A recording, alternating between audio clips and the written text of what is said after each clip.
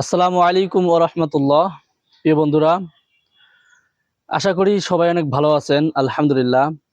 আজকে পবিত্র জুমার দিন। আমরা পবিত্র জুমার দিনের ফজিলত সম্পর্কে কম বেশি সবাই জানি। এই জুমার দিন সম্পর্কে আল্লাহ তাআলা পবিত্র কোরআনে বলেছেন, ইয়া আইয়ুহাল্লাযীনা আমানু ইযা নুদিয়া লিস-সালাতি মিন ইয়াউমিল জুমআহ। হে ঈমানদারগণ, যখন জুমার দিনের নামাজের জন্য তোমাদেরকে আহ্বান করা হয়, অর্থাৎ তোমাদেরকে নামাজের জন্য যখন ডাকা হয়, তখন তোমরা দুনিয়ার সমস্ত কাজকর্ম ছেড়ে দিয়ে আল্লাহ তাআলার স্মরণের দিকে অতি দ্রুত এগিয়ে আসো।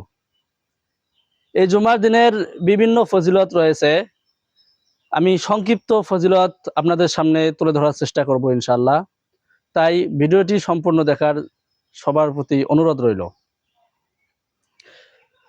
রাসূল সাল্লাল্লাহু আলাইহি ওয়াসাল্লাম বলেছেন, খয়রু ইয়াউমি তলাআত আলাইহিস শামসু ইয়াউমুল জুমআহ। সূর্য উদিত যে দিনগুলো আছে, সে দিনগুলোর মধ্যে সর্বশ্রেষ্ঠতম দিন হচ্ছে এই জুমার দিন। এই দিনে আমাদের আদি পিতা হযরত আদম আলাইহিস সালামকে সৃষ্টি করা হয়েছে। এই দিনে হযরত আদম আলাইহিস সালাম জান্নাত থেকে দুনিয়ায় তিনি আগমন করেছেন। সেই দিনটি ছিল এই শুক্রবার, এই জুমার দিন। এবং এই দিনে মহান আল্লাহ তাআলা এই পৃথিবী সৃষ্টির সকল কার্যক্রম এই জুমার দিনেই সম্পন্ন করেছেন। এবং হাদিসে আরো বলা হয়েছে, জুমার দিনেই কিয়ামত সংঘটিত হবে। এই দিনের ফজিলত সম্পর্কে আল্লাহ তাআলা আরো বলেন, বান্দাদের জন্য একটি স্পেশাল সময় রয়েছে।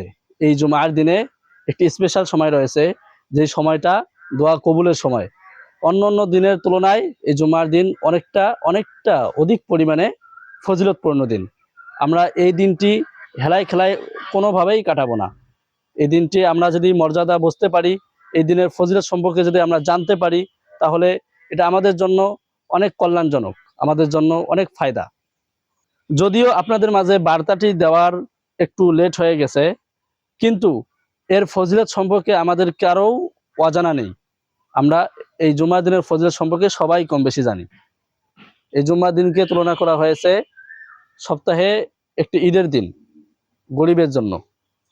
আল্লাহ তাআলা আমাদেরকে এই জুমার দিনের ফজিলত সম্পর্কে বোঝার ও এই জুমার দিনের আমল করার তৌফিক দান করুক। এই সময়টি আল্লাহ তাআলা বান্দাদের জন্য রেখেছেন দোয়া কবুলের সময়।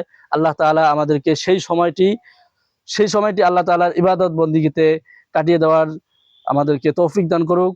আমরা সকলেই চেষ্টা করব এই জুমার দিনে নেক আমল করার এবং ফজিলত সম্পর্কে সম্পূর্ণ জানার এবং এই ফজিলতগুলো মানার চেষ্টা করব।